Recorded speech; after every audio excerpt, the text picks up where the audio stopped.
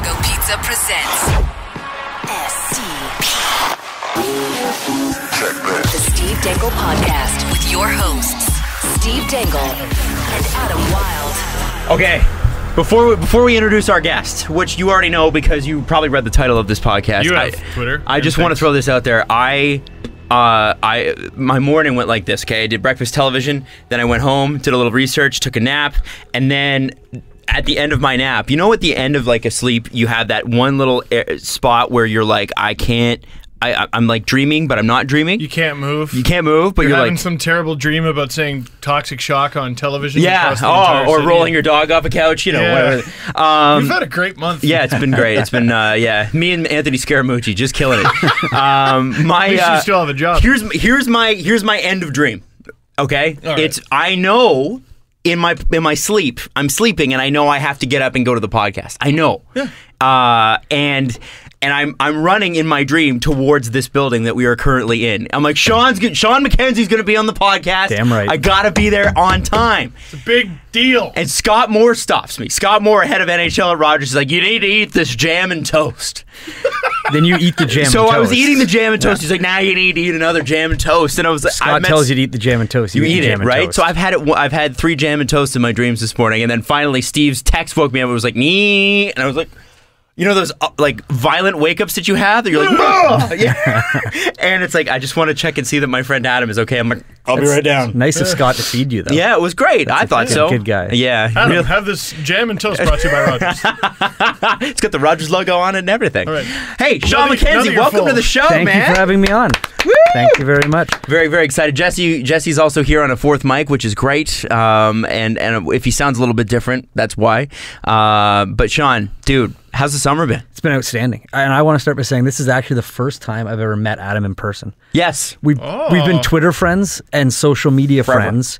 Just kind of creepy, you lob likes back and forth. But this is the first time I've actually met him in the flesh. It's awesome. Yeah. That's like a weird new thing where you can know someone online for years. And it's weird because you meet them in person. Before you meet someone in person, you'd be like, okay, what the hell is this guy all about? Is he a good? But now you just know everything about them. Yeah. And it could be a total fake social media. Like you could be a horrible guy. Like you're a good social media. I am. Like I said, it's me and Scaramucci. You could be a bad dude, but I've like, oh, this guy's awesome. I've known him for like 6 years on social media. Yeah. It was me and Andrew Berkshire in Philadelphia at the draft. Like we had never met before, and then first things first, it's like, I got to pick up something in my hotel room. I'm like, sure, stranger. Yeah. Let's go. I trust you. Seem like a trustworthy Twitterer. Yeah. Just come on, hang out. You're one of the last ones I haven't met, one of the other ones was Danielle Michaud from City TV and also Just Percent. And she seemed really cool, and then I met her. I'm like, oh, actually, you're really cool. That's great. Okay, surprise. Thank God. No, I went to school with Danielle. She's awesome. She is. Yeah, we graduated in the same year and everything. College of Sports Media. The CSM, the one and only. Was that a good school? Yeah, it was unbelievable. Yeah? I went to Fanshawe before and I hated it. Okay. I won't get into the details, but I almost went to Fanshawe as well. Yeah, don't ever. Okay. That's my advice to everyone. Not to tear down a full college or anything. Of the entire show. Isn't Fanshawe the school you went to for like 2 seconds? No. I had my room booked there. Like I had my apartment set up and ready to go. I was going to go to their broadcast program, which was the joint program with Western University, and then Ryerson let me in. Nice, good choice. Right. And then they let you in. They allowed you. They kicked you out? I thought you left. No, they were like, oh, you got an RTA. And I was like, what? Yay. And then they're like, no, sorry, you can't because your grades aren't high enough. Yeah, it was the weirdest. It was a bizarre summer. Adam and I applied to the same program, and I got in and he didn't. So, long story short, Ryerson's dumb.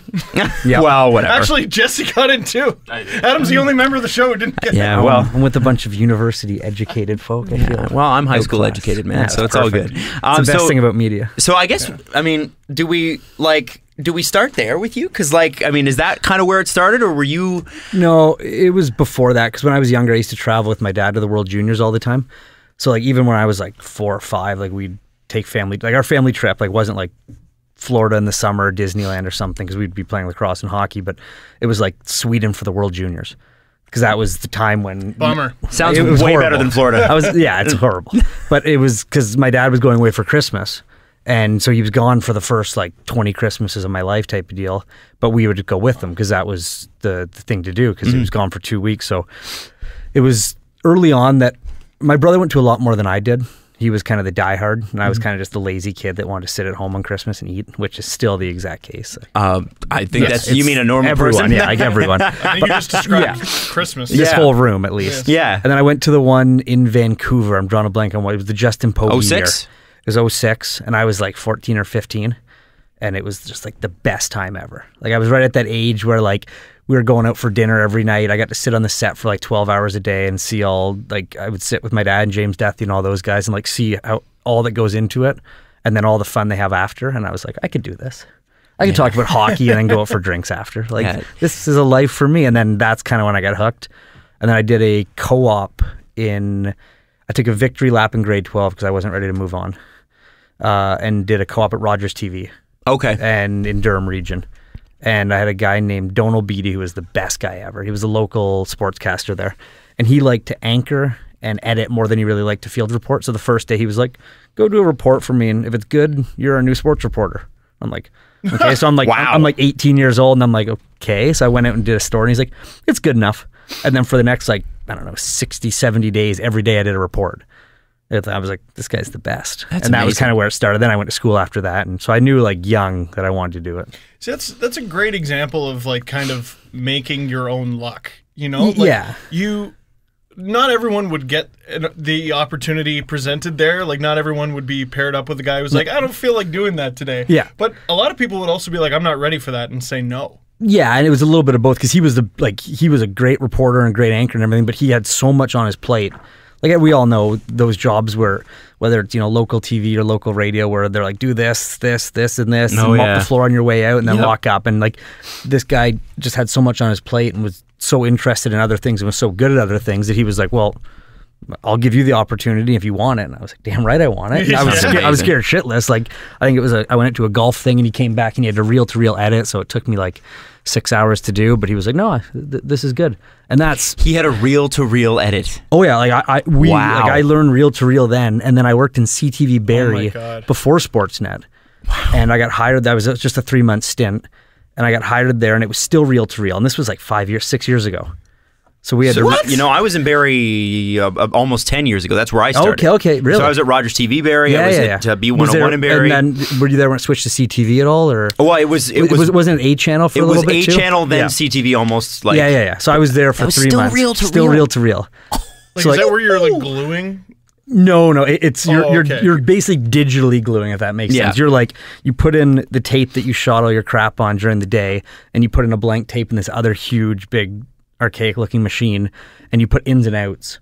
And if you miss your in and out by like half a second, your whole reel is screwed up because you missed. I did something like that a couple times. Yeah. And so so I learned that, and that actually saved me down the road. But that's what sucks so much about like local TV going away.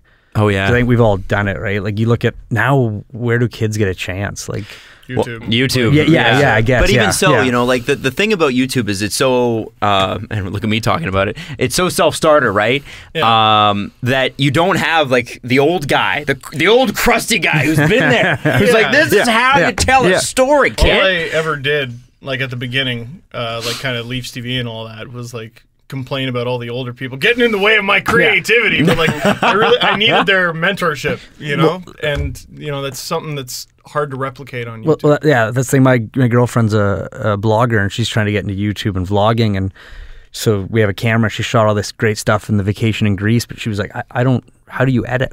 Right. And I'm like, well, like I can kind of just from all the stuff I've done, but like that's the thing is now she has to go teach herself how to edit. So you say self-starting, like you can't just shoot stuff and put it out there and go, this is great. It's like you gotta take hours to piece this crap together and make it look good. And that's where the old guy was sitting there with Unreal to Real, like you gotta click this in, and I'm like, this is ridiculous. This is the dumbest thing I've ever seen.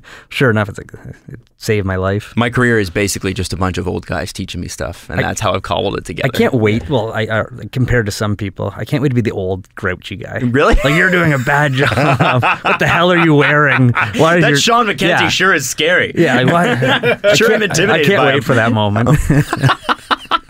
Well, we'll all be around then. We'll do a podcast then. Perfect. All right, Sean. Nobody will be listening. Yeah. We'll just be sitting here complaining like these microphones aren't working and it's Remember hot when out. SoundCloud was Yeah. great? I remember whatever happened to classic YouTube. Right. Like, Just all this crap now, and whatever happened, just the stupid dog videos. Yeah. like remember, like Q107 at some point had to just be called rock and not classic rock. Well, now it's Yeah. not classic rock again. Now it's just rock again. But yes, it was for 30 years. That's all it was just a rock station. Psychedelic And then it became Sundays. classic rock. Yeah, it came And classic rock in the This mid-90s. podcast is going to become the classic podcast soon enough. That's right. It's going to become vintage. This isn't your I can't. son's sports show. No, this is But, like, This is a real talk. It's It's funny, Pokemon show. and we only talk about the original 150. I say this out of irony because it's funny how everything becomes cool. Like I'm wearing a Guns N' Roses shirt. Like I could name you Guns N' Roses songs, but like I'm not necessarily a fan. Like I've never seen them live. I wouldn't necessarily go see them. But They're okay. Rock T-shirts are cool now.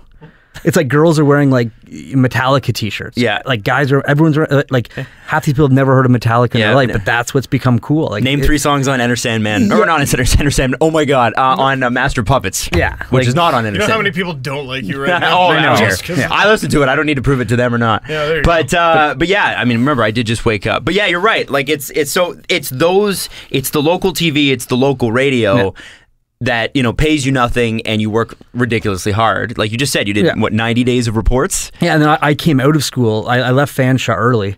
Long story there. And I contacted the same guy at Rogers TV, and it was shortly after. This was before everything got really bad, even the way it is. This would have been maybe 6 years ago. No, actually, it's longer, sorry. 8 years ago, something like that, right when I came out of school. Well, because 2008's when it all kind of went to hell, right? Yeah, so it would have been right around that time. But there was still local Rogers. Rogers Durham was still, but it had taken over by new management and they had new rules in place. So I contacted the same guy. I said, hey, I would love to come back. I had applied to the College of Sports Media. I said, I want to come back for 6 months just to fill the gap. I said, I want to do the same thing I was doing. He's like, you honestly need to apply. You need to be approved. Like there was like a 100-step process to even get the opportunity to volunteer with Rogers TV. Whereas before I said, I just walked in as a high school in co-op and was like, he's like, here's a camera, go to a golf story, and if we like it, we'll put it on the air. And now it's like, well, now they don't even have that position anymore, let alone have to jump through hoops to get it, which is crazy. Yep. Yeah, I remember that too. But it all kind of happened for us anyway, the beginning of our careers. Like I was in Halifax when that crash hit, and I remember them coming in and like to a huge boardroom and then saying, so we've lost probably 3/4 of our revenue right now, and we're not sure how this whole year is going to shake out. But don't worry, everybody's going to be fine.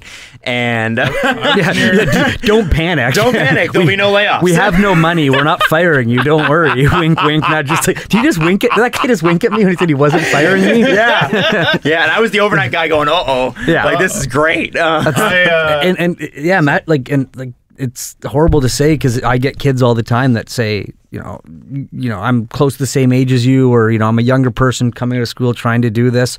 What advice do you have? And like the advice that I was given, and that wasn't that long ago, is so drastically different from the advice I can give kids now, because it was before it was like volunteer, move anywhere. And it was like, where do you volunteer now? Now the advice, like you said, has changed. It's YouTube, it's blogs, it's doing your own work. Where before it was like, go to Rogers TV, grind it out. And that isn't even available anymore. Nope. So it just in the last 10 years that I've been in the business, that's how crazy it's changed, and it's scary. Like, what's the next 10 years going to be like? I don't want to think about it. And we were lucky enough to both go to school and have internships. But it used to kind of be, you could go to school, and if you couldn't afford school, the great equalizer was getting an internship. Yeah. Well, you can't even do that now because you need to be in school to get an internship. Like the College of Sports Media was amazing because they placed you in your internship. And depending on how, and it was a great school because they basically pulled no punches. Like if you were a kid that didn't show up, they didn't care. Your boss isn't going to hold your hand in this business. He's going to hand you toast, got more